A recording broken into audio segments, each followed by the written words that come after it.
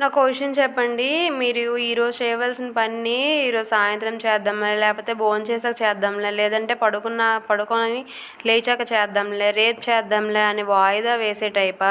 అంటే నా టైపేననమాట. నేను కూడా సేమ్ అలానే వాయిదా వేస్తూ ఉంటాను. అది వాయిదా వేయడమో, లేదంటే మనం బద్ధకంగా తయారవడమో ఏమో తెలీదు.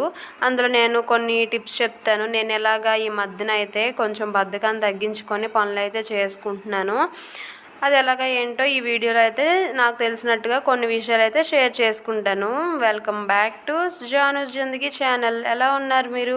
నేను కూడా చాలా బాగున్నాను. ఈ మధ్యనే కొంచెం సిక్ అయ్యాను. ఇప్పుడైతే చాలా మంచిగా ఉన్నాను అనమాట. అందుకే వీడియో చేస్తున్నాను. ఇంకా విషయానికి వస్తే ఇక్కడ చూస్తున్నారా ఎన్ని సిరప్లు ఉన్నాయో. ఒంట్లో బాగాలేదని చెప్పాను కదండి, అందుకనే ఈ సిరప్లు అనమాట.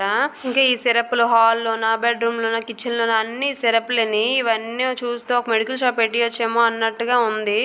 ఇవన్నీ అయితే ఫస్ట్ క్లీన్ చేసేద్దామని చెప్పి తీసేసాను. చూస్తేనే భయం వేసేస్తుంది నాకు. ఫస్ట్ అయితే మన మనసుని మనం కంట్రోల్ చేసుకోగలిగితే ఏ పనైనా టైంకి అవుతుంది అనేది నా నమ్మకం. మనసుని కంట్రోల్ చేయడం, మనం పక్క వాళ్ళని కన్విన్స్ చేయగలమేమో కానీ మన మనసుని మాత్రం మనం కన్విన్స్ అస్సలు చేసుకోలేమన్నమాట. అది చేసుకోగలిగితే ఈ పనులన్నీ నథింగ్.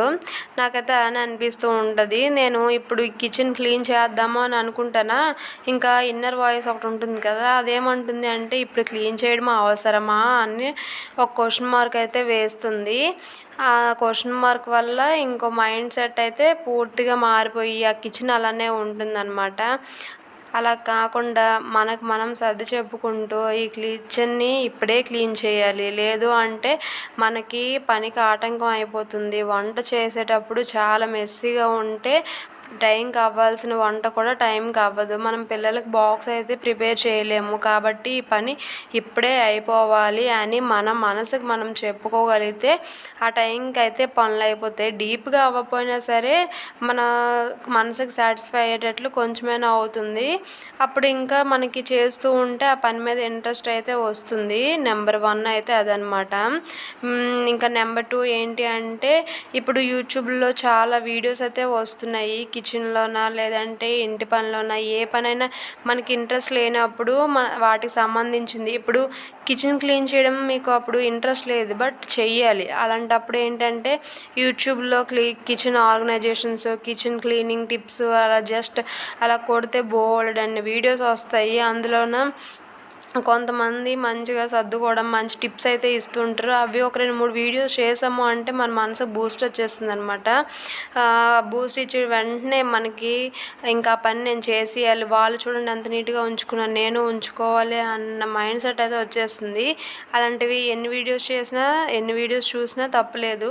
చూసిన వెంటనే మన పని అయితే కంపల్సరీ అయిపోయేటట్లు ఉండాలన్నమాట. అలా మనం సెట్ చేసుకోవాలి. ఇంక నెక్స్ట్ అలానే ఇంకా ఏంటి అంటే కొంతమందికి అయితే ఓసిడి పిచ్చి ఉంటుంది. అంటే అన్నీ నీట్గా ఉండాలి, క్లీన్గా ఉండాలి, ప్రాపర్గా ఉండాలి అని.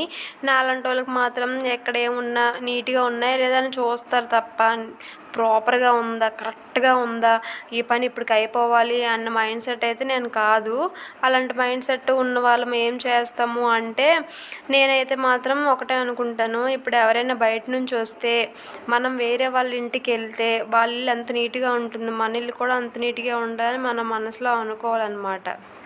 మీరు ఇన్ టైంలో పనులు అవ్వడానికి మీరు ఎలా ఆలోచిస్తారో నాకు కామెంట్ సెక్షన్లో కామెంట్ చేయండి. ఈ వీడియో యూజ్ అయ్యిందా, లేకపోతే నేను ఏదైనా మిస్టేక్గా మాట్లాడానా కామెంట్ సెక్షన్లో కామెంట్ చేయండి. నచ్చితే మాత్రం లైక్, షేర్, సబ్స్క్రైబ్ అయితే చేసుకోండి. Okay friends, bye.